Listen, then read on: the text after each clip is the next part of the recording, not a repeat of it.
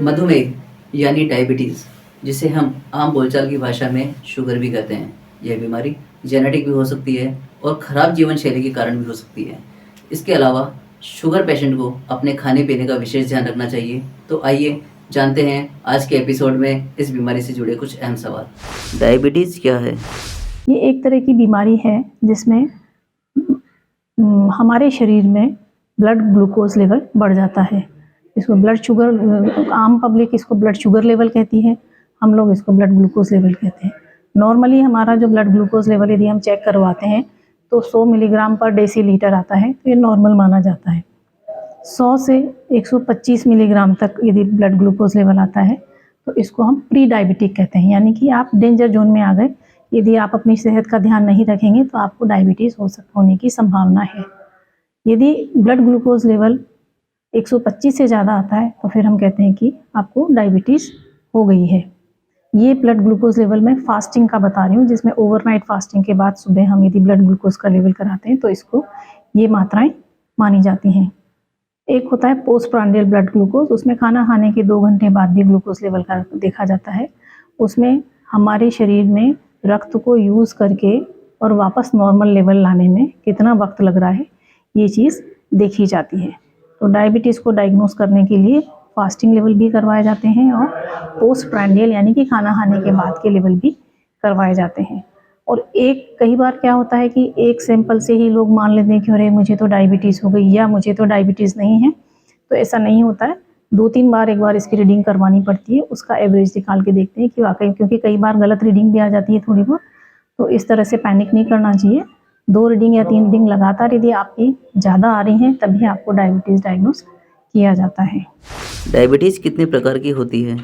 Diabetes 2 तरह की होती है, एक टाइप 1 डायबिटीज़ होती है, एक टाइप 2 डायबिटीज़ होती है। टाइप 1 में जनरली जेनेटिक बीमारी इसको माना गया है और थोड़ा अर्ली एज पे आ जाती है, क्योंकि जेनेटिक्स हमारी जो भी होगी वो प्रेसिपिटेट होगी एक बार, तो थोड़ा सा जल्दी डायबिटीज़ होने की संभावना बनी रहती है।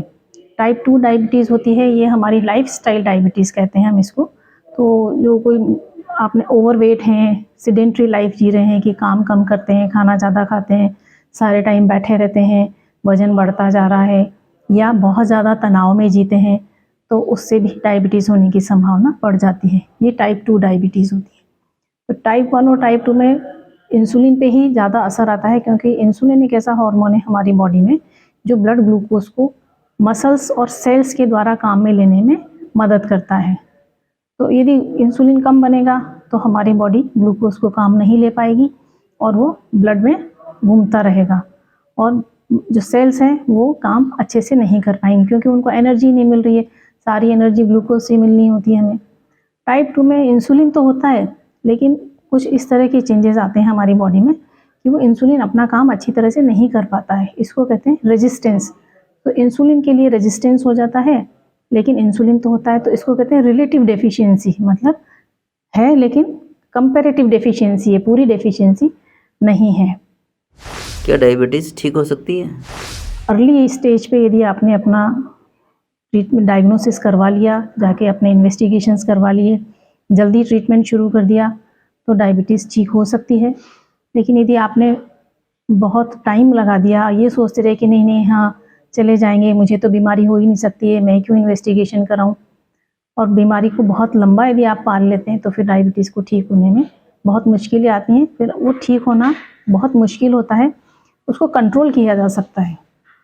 तो दवाइयाँ और एक्सरसाइज, ये 2 ऐसी चीज़ें बताई गई हैं जो डायबिटीज़ के ट्रीटमेंट के लिए बहुत महत्वपूर्ण है, कि दवाइयाँ लेंगे, एक्सरसाइज करेंगे और डाइट कंट्रोल करेंगे। डायबिटीज़ नियंत्रण करने के लिए एक्सरसाइज करें या योग? कि योग करना ज़्यादा अच्छा होता है बजाय इसके कि आप एक्सरसाइज करें, क्योंकि एक्सरसाइज में क्या होता है कि हम थोड़ा ब्रिस्क करते हैं, थोड़ा जल्दी जल्दी करते हैं, और जिस उम्र में हमें डायबिटीज़ होती है उस उम्र में हमारी जॉइंट मोबिलिटी, हमारी बॉडी की फ्लेक्सिबिलिटी थोड़ी कम हो जाती है। योग क्या होता है कि हम धीरे धीरे करते हैं, जितना हमारी बॉडी हमको अलाउ करती है, जितना हमारी बॉडी में फ्लेक्सिबिलिटी है, जितने हमारे जोड़ काम कर पा रहे हैं, उतना हम उनको योग करने को कहते हैं। तो उससे धीरे धीरे जोड़ों की फ्लेक्सिबिलिटी अच्छी होती जाती है और आप योग की ड्यूरेशन, जो टाइमिंग है, वो बढ़ा सकते हैं। दूसरी बात ये है कि एक्सरसाइज के लिए कई बार मशीनों की ज़रूरत होती है, लेकिन योग के लिए कोई मशीनें नहीं चाहिए होती हैं। एक योग चटाई चाहिए होती है, योगा मैट चाहिए होती है, वहाँ उस पे आप आराम से योग कर सकते हैं। तीसरी चीज़ ये है कि एक्सरसाइज आप ऑफिस में नहीं कर सकते। बहुत लोग ऐसे होते हैं, जैसे जो हमने कहा कि लाइफ़स्टाइल डिज़ीज़ है, स्ट्रेस की डिज़ीज़ है, तो जो बहुत ज़्यादा काम करते हैं उनको ज़्यादा स्ट्रेस होता है। अब वो कहें कि हम कहाँ एक्सरसाइज करने जाएँ, सुबह से शाम तो ऑफिस में बैठे रहते हैं। तो योग में कुछ आसन ऐसे होते हैं जिनको आप ऑफिस में कुर्सी पे बैठ के भी कर सकते हैं। इसलिए हम ये मानते हैं कि योग बहुत ज़्यादा महत्वपूर्ण है डायबिटीज़ को ठीक करने में। योग का डायबिटीज़ के ठीक होने में क्या योगदान है? इस बारे में मैं बताना चाहूँगी कि पतंजलि योग अष्टांग योग कहलाता है। उसमें 8 चीज़ें होती हैं: यम, नियम, आसन, प्राणायाम, प्रत्याहार, मेडिटेशन, समाधि इत्यादि इत्यादि। तो इन सब चीज़ों को यदि हम थोड़ा-थोड़ा भी पार्ट अपना इसमें शामिल करें, तो हम डायबिटीज़ को बहुत अच्छे से कंट्रोल कर सकते हैं। जैसे कि यम नियम है, ये हमें मानसिक अनुशासन सिखाते हैं। इसकी वजह से हम स्ट्रेस से बच सकते हैं। जैसे कि यम है, तो यम हमें सिखाता है सत्य, अहिंसा, अस्तेय, ब्रह्मचर्य, अपरिग्रह। ये ऐसी चीज़ें हैं, यदि हम इनको अपनी लाइफ का पार्ट बना लेते हैं, तो हम बहुत सारे स्ट्रेस से बच जाते हैं। हमें दुनिया में जीना आता है, दुनिया से व्यवहार करना आता है, और यदि हम अच्छा व्यवहार करते हैं, तो बहुत सारे स्ट्रेस हमारे कम हो जाते हैं। शारीरिक स्वास्थ्य के दौरान योग की क्या भूमिका है? पहला आता है क्रिया। क्रियाएँ कई तरह की होती हैं, जैसे कि वमन धोती, कपालभाति, शंख प्रक्षालन, अग्निसार क्रिया इत्यादि। वमन धोती में हम हमारे पेट की सफाई करते हैं, स्टमक क्लीनिंग इसको कहते हैं। इसमें थोड़ा-सा गुनगुना पानी पीकर वॉमिटिंग की जाती है, इसको वमन क्रिया भी कहते हैं। तो हम बार-बार वमन क्रिया करते हैं, पेट साफ होता है, हमारा डाइजेशन ठीक होता है, तो उससे थोड़ा ब्लड ग्लूकोज़ लेवल सही लेवल पे मेंटेन हो जाता है। दूसरा है कपालभाति, इसमें फ़ोर्सफुल एक्सपिरेशन किया जाता है। हम सांस अंदर लेते हैं, फिर सांस को ज़ोर से बाहर छोड़ते हैं, तो इससे पेट पे हमारे ज़ोर पड़ता है, और जो इंसुलिन बनाने वाली ग्रंथि है वो पेट के अंदर ही होती है, तो इस तरह से उस पे थोड़ा ज़ोर पड़ता है और वो एक्टिविटी उसकी बढ़ जाती है, क्योंकि वहाँ ब्लड सर्कुलेशन बढ़ जाता है। उसकी एक्टिविटी बढ़ने से उसमें जो बीटा सेल्स होती हैं जो इंसुलिन बनाती हैं, वो एक्टिवेट हो जाती हैं और इंसुलिन प्रॉपर तरीके से बनने लगता है। इंसुलिन बनने के लिए उन सेल्स को ग्लूकोज़ को सेंस करने की आदत होनी चाहिए। तो ये जो क्रियाएँ हम करते हैं, इन क्रियाओं से वहाँ सर्कुलेशन बढ़ने से वो ग्लूकोज़ को अच्छे से सेंस कर पाती हैं बीटा सेल्स, और इंसुलिन का सिक्रीशन बढ़ जाता है। शंख प्रक्षालन में हम लोग इंटेस्टाइन की सफाई करते हैं। इसमें भी होता है कि कुछ आसन होते हैं और ल्यूकवार्म वाटर और नमक को ग्रहण किया जाता है, और फिर हम एक्सक्रीशन करते हैं पॉटी के माध्यम से, और तब तक इसको किया जाता है जब तक कि शुद्ध पानी नहीं मतलब पानी ही नहीं निकलने लग जाए, यानी कि पूरी आंतों की सफाई कर देते हैं। क्योंकि ऐसा माना जाता है कि कुछ जो एक्सक्रीटा होते हैं, कुछ जो डाइजेस्टिव पार्ट्स होते हैं, वो हमारे इंटेस्टाइन में पड़े रहते हैं और हमारे कुछ न कुछ इस तरह के पदार्थ पैदा करते रहते हैं कि जो शरीर में रोग या वायु का प्रकोप, वायु रोग करते हैं। तो ये शंख प्रक्षालन से वो भी ठीक हो जाता है, और पूरे एब्डोमेन का सर्कुलेशन बहुत अच्छा हो जाता है, और ये ग्लूकोज़ को मेंटेन करने के लिए इंसुलिन सीक्रेशन में फ़ायदा करता है। तो ये भी एक रिसर्च में ही देखा गया है कि ये शंख प्रक्षालन क्रिया भी ग्लूकोज़ मेंटेन करने में फ़ायदा करती है। अग्निसार में एक तरह का बंध लगाया जाता है, उड्डयन बंध। उसमें भी जो हमारे पेट की मसल्स होती हैं उनको आगे पीछे करके, और एक पेट में वैक्यूम क्रिएट किया जाता है, फिर उसको छोड़ा जाता है। तो वो ये सब चीज़ें सर्कुलेशन बढ़ाने में हेल्प करती हैं, और सर्कुलेशन जब किसी भी चीज़ का बढ़ता है तो वो अंग बहुत अच्छे से कार्य करने लगता है। डायबिटीज़ वाले पेशेंट को कौन-कौन से आसन करने चाहिए? जैसे कि मंडूकासन है, हलासन है, वज्रासन है, नौकासन और भुजंगासन है। ये कुछ आसन ऐसे होते हैं। और मस्तिंद्र, अर्ध मस्तिंद्र आसन, इसमें क्या करते हैं, थोड़ा-सा कमर को टेढ़ा करना पड़ता है। कमर को टेढ़ा करना है या पेट पे जोर डालना है थोड़ा बहुत, तो उससे वही बार-बार आप जोर डालते हैं, छोड़ते हैं, जोर डालते हैं, छोड़ते हैं, तो एब्डोमेन का ब्लड सर्कुलेशन इंक्रीज़ होता है, और एब्डोमेन में जो भी ग्लैंड्स हैं, इंसुलिन बनाने वाली जो पैंक्रियाज़ है, उसका फंक्शन इम्प्रूव हो जाता है। यहाँ मैं आपको बताना चाहूँगी कि कुछ आसन ऐसे होते हैं जो हमें नहीं करने चाहिए, डायबिटीज़ के पेशेंट को नहीं करने चाहिए, जैसे कि सर के बल खड़े होने वाले आसन।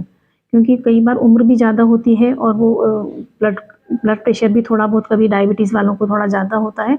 तो आप यदि शीर्षासन करेंगे तो सारा ब्लड दिमाग की तरफ दौड़ेगा, और उससे आपको नुकसान पहुंचने की संभावना होती है। सर्वांग आसन भी आपको नहीं करना चाहिए क्योंकि उसमें भी सर के बल थोड़ा खड़ा होना पड़ता है। डायबिटीज़ के पेशेंट को भूखे पेट आसन करना चाहिए या नहीं? डायबिटीज़ का पेशेंट क्योंकि दवाई ले रहा होता है, उसको भूखे पेट नहीं रहना होता है, तो उनको हल्का नाश्ता करने के बाद ही आसन करने चाहिए, भूखे पेट आसन नहीं करने चाहिए, वरना हाइपोग्लाइसीमिया होकर चक्कर आने की संभावना बनी रहती है। एक और होता है कि बैलेंसिंग पोज जैसे कि ताड़ासन, वृक्षासन, इसमें क्या होता है बॉडी का बैलेंस एक पाँव पे करना होता है।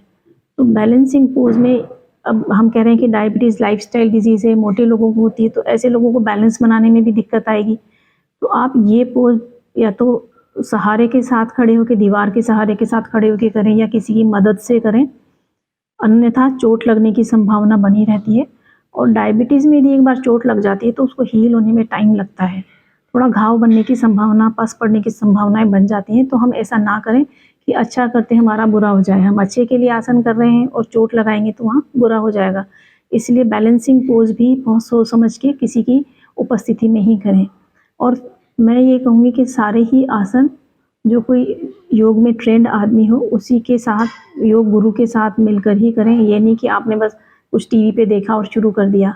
ऐसा करने से योग से नुकसान होने की संभावनाएं बढ़ जाती हैं। आसन के बाद आता है प्राणायाम।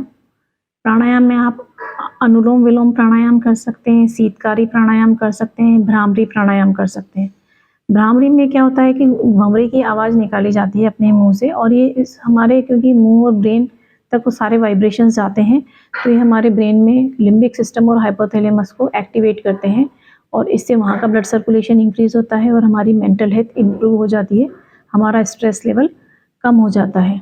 एक होती है सुदर्शन क्रिया। सुदर्शन क्रिया में कॉम्बिनेशन होता है ओम, उज्जयी एंड भस्त्रिका, इन 3 चीज़ों का कॉम्बिनेशन होता है कि ओम चैंटिंग भी होती है, उज्जयी प्राणायाम भी होता है और भस्त्रिका भी होता है।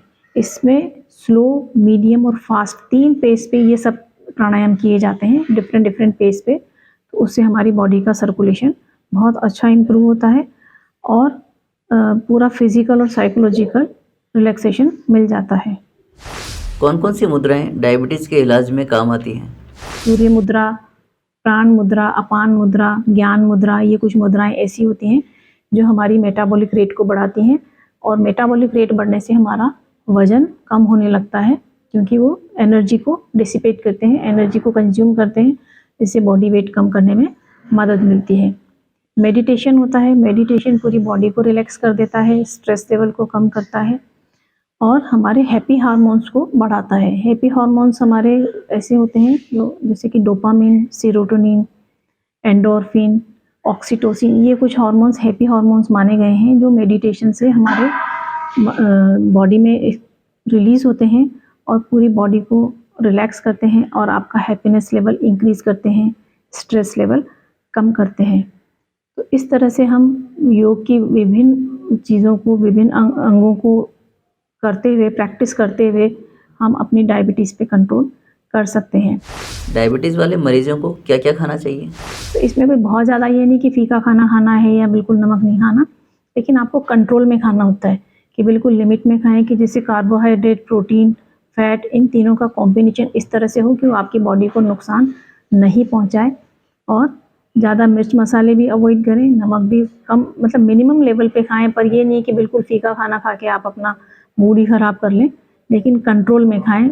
जैसे कि सब्जी में जितना नमक डल गया बस डल गया, ऊपर से टेबल सॉल्ट जो होता है वो ऐड नहीं करें क्योंकि ये हमेशा नुकसान करता है। डायबिटीज़ वालों को जब बीपी की बीमारी होती है तो उनको नमक भी हम कम खाने की एडवाइस करते हैं। तो इस तरह से हम योग के सहारे हमारी डायबिटीज़ को कंट्रोल कर सकते हैं क्योंकि योग में मेडिसिन के साथ साथ फिर हम खान पान और एक्सरसाइज पे जोर देते हैं। और डायबिटीज़ के ये 2 ही बहुत महत्वपूर्ण ट्रीटमेंट के पार्ट हैं कि आप दवा लें और एक्सरसाइज करें। तो एक्सरसाइज हम योग के थ्रू करना चाहते हैं क्योंकि इसमें बहुत तरह की हमारे शरीर की एक्सरसाइज हो जाती है। और इसमें एक चीज़ ये ध्यान रखना है कि जब आप दवा के साथ योग करेंगे तो आपकी दवा की डोज कम होने की संभावनाएं काफ़ी ज़्यादा होती हैं। तो आप रेगुलर अपने डॉक्टर से मिलिए, रेगुलर अपना ब्लड शुगर लेवल चेक कराइए, उससे आपकी दवा की डोज धीरे धीरे कम होती चली जाएगी और आपका ब्लड शुगर मेंटेन रहेगा। तो देखा ना दोस्तों, कुछ सावधानियां और योग का सहारा लेकर हम इस बीमारी पर नियंत्रण पा सकते हैं। इसी तरह अन्य जानकारियों के लिए आप देखते रहिए विश्वकर्मा टुडे न्यूज़। मिलते हैं अगले सप्ताह किसी नई जानकारी के साथ।